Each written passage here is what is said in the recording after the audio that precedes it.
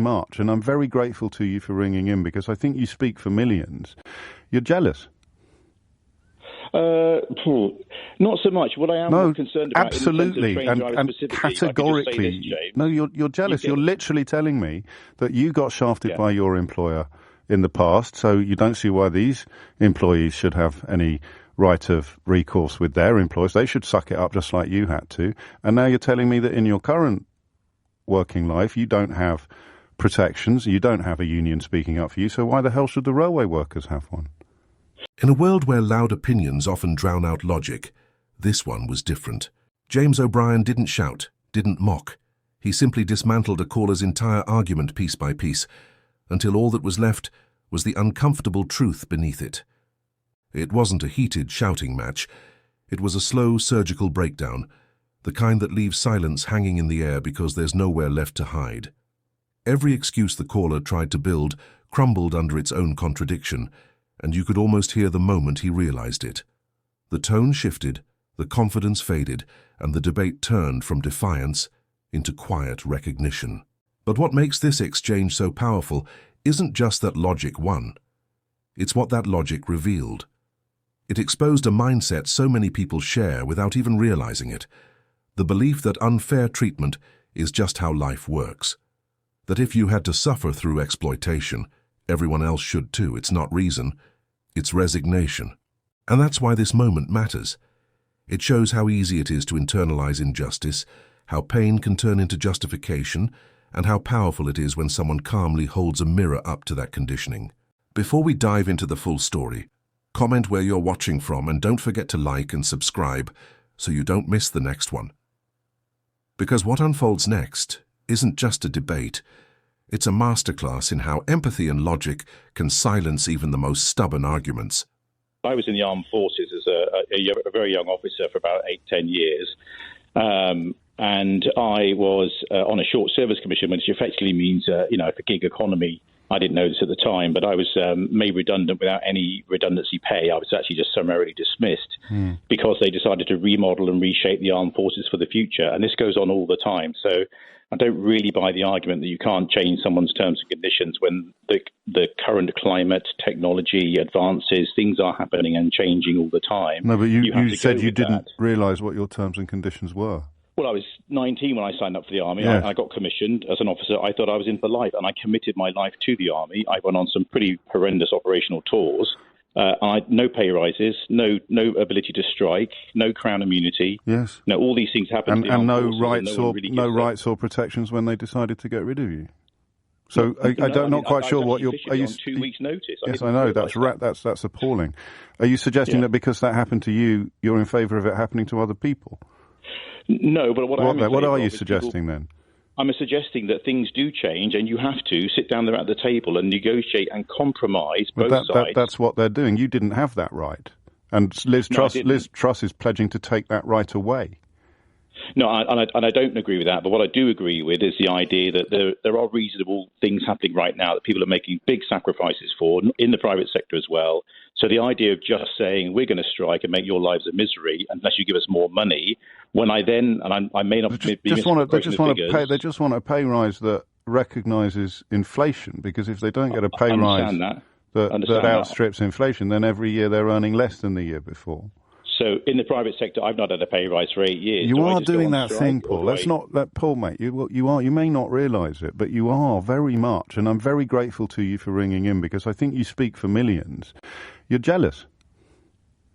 Not so much. What I am concerned about, absolutely, and categorically, no, you're jealous. You're literally telling me that you got shafted by your employer in the past, so you don't see why these employees should have any right of recourse with their employers. They should suck it up just like you had to. And now you're telling me that in your current working life, you don't have protections, you don't have a union speaking up for you, so why the hell should the railway workers have one?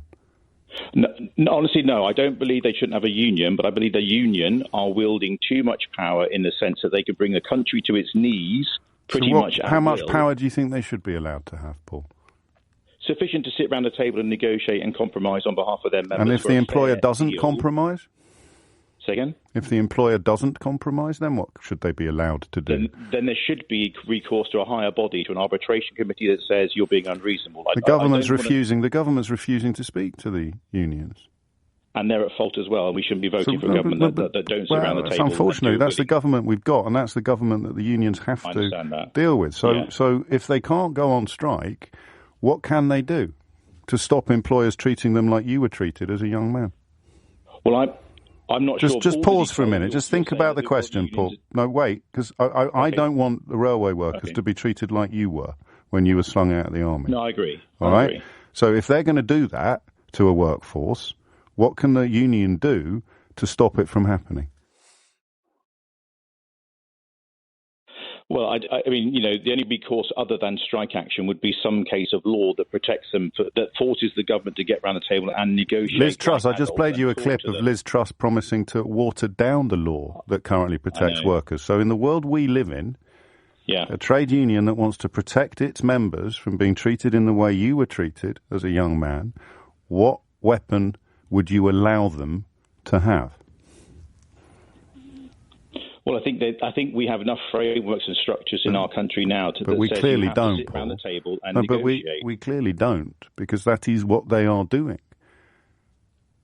So when the employer, you keep repeating yourself because you know, Paul, that the only truly meaningful recourse they have is industrial action, and you've realised that in the course of this conversation. And I don't want to embarrass you by labouring the point.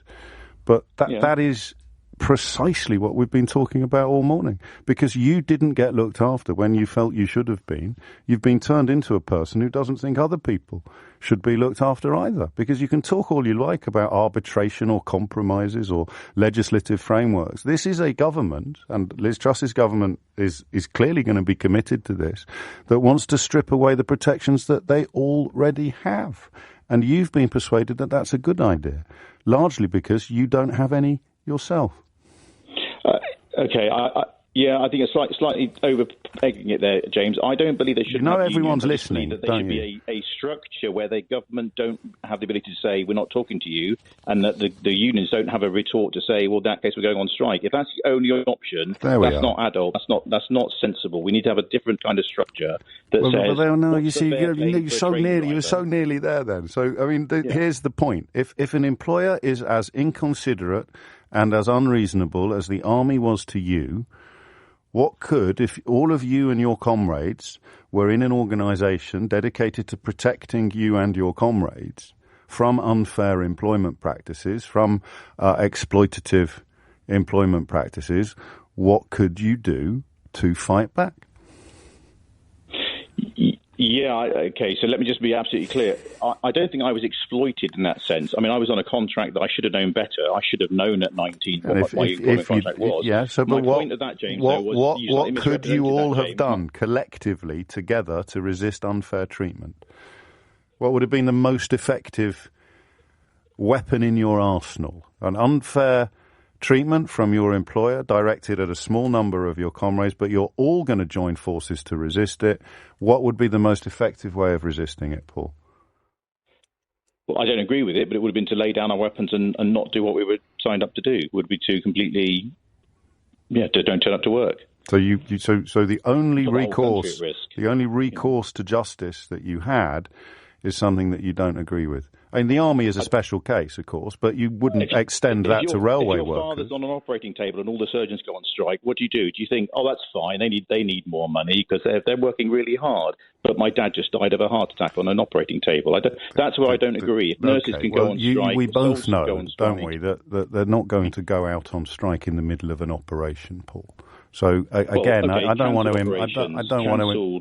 to embarrass you, but we're talking about railway workers today, and and I think still I'm not going to be able to quite crack the final nut here, but your opposition to industrial action is built upon envy, because you don't have recourse to those sort of protections and rights. And here's the thing that perhaps I should have said a little earlier: I think you deserve them too.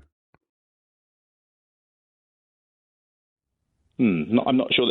I'm not sure that would work with the armed forces if they're not in the armed forces, Paul.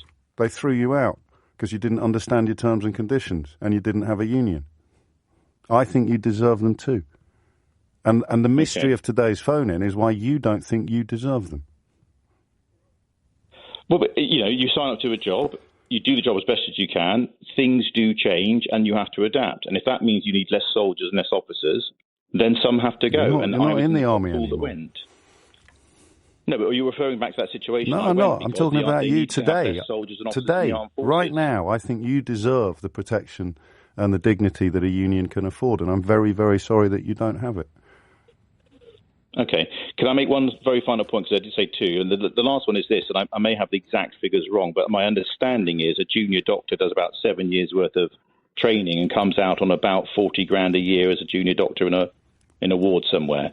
Something like that, I'm led to believe, and you may tell me it's a lot less or a lot more, but I'm pretty sure it's about 40 grand. Well, and your point as I understand it, an average train driver's on about 48 grand. They want more. We've already covered this. Number one, the train drivers aren't on strike today. And number two, that is an argument for paying doctors more, not for paying railway workers less, Paul. Why is it not the other way around, though? Why is it not that the doctors are getting enough and the train drivers are getting too much? How is that not a valid argument? Because the doctors don't have the union strength that the railway workers have. And just like you, I wish they did, just like I wish you did. Do you see it now? Is £48,000 the right amount of money? You just made that number. You just backwards and drive a train. Oh, and now you're getting that. So now we're going down. Now we're going down the Rupert Murdoch route. I mean, what do you want me to do? Remind you of the recent rail disasters where people have died? Well, you pretend that it's a trivial job. Just accept the generous. No, James. No, I'm not saying just accept the generous and what you are. You're just saying pushing a lever all day long. That is a description of something trivial. All right, I've done my best. I've done my best, Paul. I wish that you had access to the sort of rights and protections that. You can hear it in his tone. This isn't just a man debating economics. It's someone who's been worn down by an unfair system and has started mistaking endurance for wisdom. His entire argument rests on a painful illusion. I got screwed over, so everyone else should learn to live with it.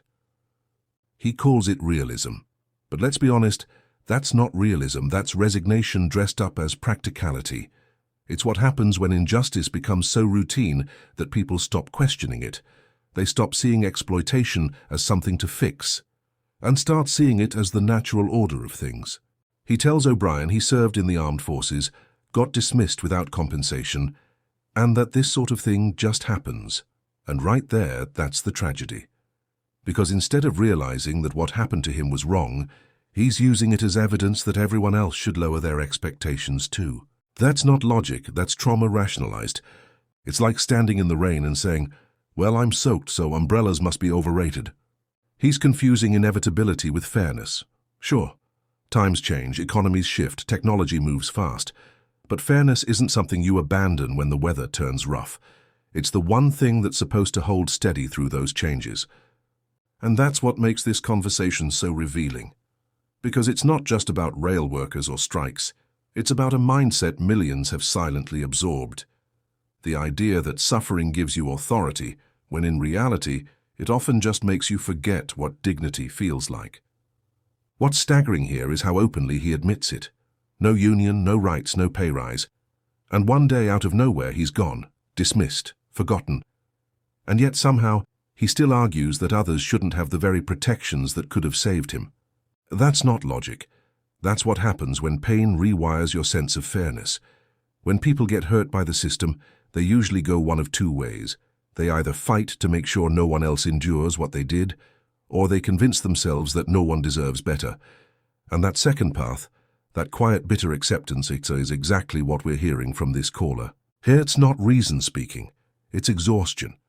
It's the voice of someone who's been told for so long that this is just how things are that he's started policing others for dreaming bigger. And that private sector sacrifices too argument.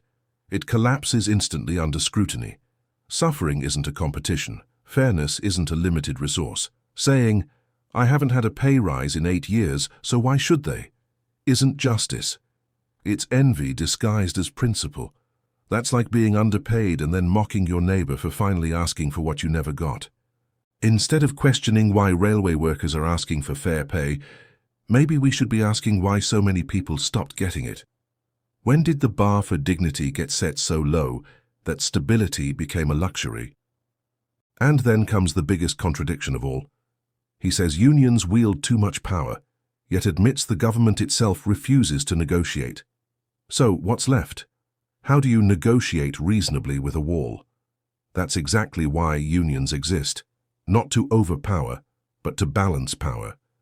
To make sure that when those in charge stop listening, ordinary people still have a voice loud enough to be heard. When the government refuses to negotiate, strikes stop being disruption. They become the only voice workers have left. Every labor right that exists today was born from that kind of pressure, not from polite requests or imaginary higher bodies. Those systems were fought for, not handed down. Then the caller pivots to doctors, claiming train drivers earn $48,000 while junior doctors make $40,000, and somehow decides the solution is to pay drivers less. That's not logic, that's resentment. It's the conditioning that teaches people to pull others down instead of lifting everyone up. Fairness isn't a zero-sum game. If doctors are underpaid, they deserve a raise too. You don't fix inequality by spreading it evenly. You fix it by refusing to accept it. And that's the tragedy here. He's not rejecting unions because they're wrong. He's rejecting them because he's been taught that wanting fairness is the same as being naive. He doesn't oppose unions because they're flawed. He does it because he's been taught that hope itself is naive. Every time he says, things change, it's like he's using that as an excuse for everything, as if fairness were some outdated idea we've outgrown. But fairness doesn't expire. It doesn't depend on the economy or the headlines. Maybe the military trained him to follow orders, to accept what comes without question. But that mindset doesn't belong in civilian life. Out here, questioning authority isn't defiance, it's democracy. He keeps circling back to that moment when he was 19, saying he should have known better. But that's heartbreaking, because no 19-year-old, or even most adults, can truly understand the legal fine print they're signing. That's why worker protections exist, to keep the powerful from preying on the naive. And the cruel irony is that he's now defending the very system that exploited him. That's how deep the conditioning runs. He's not arguing for justice, he's arguing for survival. The logic of a man who got burned and now believes fire is just part of the furniture. But it's not. The right to strike, to demand fairness, to have a union that speaks for you, these aren't luxuries. They're the only tools ordinary people have to stop history from repeating itself. And the saddest truth, if he'd had those tools back then, he probably wouldn't be arguing against them today.